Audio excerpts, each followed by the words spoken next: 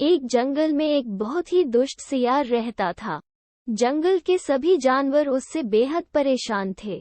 यहाँ तक कि बाकी के सियार भी उससे तंग आ चुके थे, क्योंकि वो खुद को सबसे श्रेष्ठ समझता था और यहाँ की बात वहाँ लगाकर सब में फूट डालता था। एक दिन दुष्ट सियार शिकार की तलाश में जंगल से काफी दूर निकल आया और एक बस्ती में जा पहुंचा। वहां कुत्तों की टोली सियार के पीछे पड़ गई।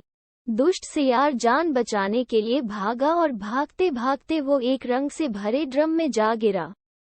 वो चुपचाप उस ड्रम में ही पड़ा रहा। जब उसे लगा कि खतरा टल गया तो वो ड्रम से बाहर आया, लेकिन तब तक उसका पूरा शरीर ड्रम में भरे नीले रंग से रंग चुका था। वो जंगल में आया तो उसने देखा कि उसके नीले रंग को देखकर सभी जानवर उससे डरकर भाग रहे हैं। सबको खुद से यूं डरता देख दुष्ट सियार के मन में एक योजना आई। डरकर भागते जानवरों को रंगे सियार ने आवाज दी, भागो मत, मेरी बात सुनो। मेरी तरफ देखो, मेरा रंग कितना अलग है। ऐसा रंग किसी जानवर का नहीं है। दरअसल भगवान ने मुझे ये खास रंग तुम्हारे पास भेजा है।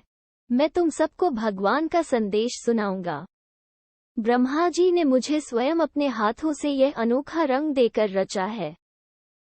उन्होंने मुझसे कहा कि संसार में जानवरों का कोई राजा नहीं है, इसलिए तुम्हें जाकर जानवरों का राजा बनकर उनका कल्याण करना है।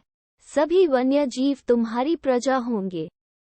अब तुम लोग अनाथ नहीं रहे। मेरी राज में निडर होकर रहो, लेकिन ध्यान रहे, जो भी मेरी बात नहीं मानेगा वो भस्म हो जाएगा।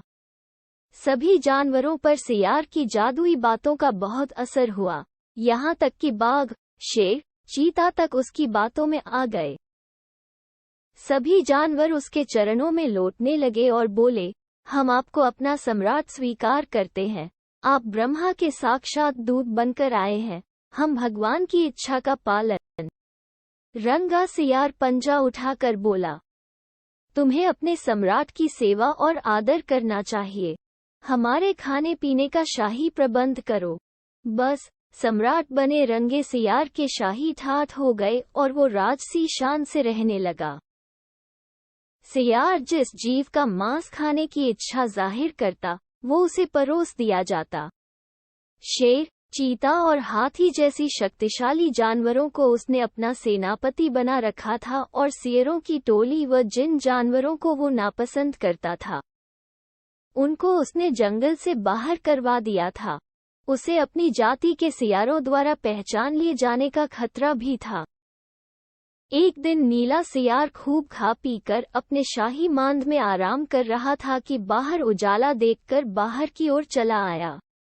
चांदनी रात थी और पास के जंगल में सियारों की टोलियां अपनी आवाज में जोर जोर से चिल्ला रही थीं। उनकी आवाज को सुनते ही रंगा सियार भी भूल गया कि उसने क्या कपट किया है और उसके अदन के जन्मजात स्वभाव ने जोर मारा। वो भी चांद की ओर मुंह उठाकर सियारों के स्वर में स्वर मिलाकर जोर जोर से अपनी बोली में चिल्ला पड़ा।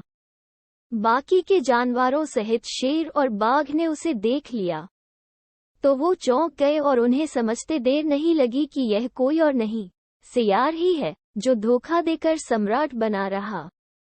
शेर और बाघ उसकी ओर लपके और देखते ही देखते उसका तिया पांचा कर डाला। सीख, जैसी करनी वैसी भरनी। छल, कपट, झूठ और धूर्तता का फल एक न एक दिन जरूर मिलता।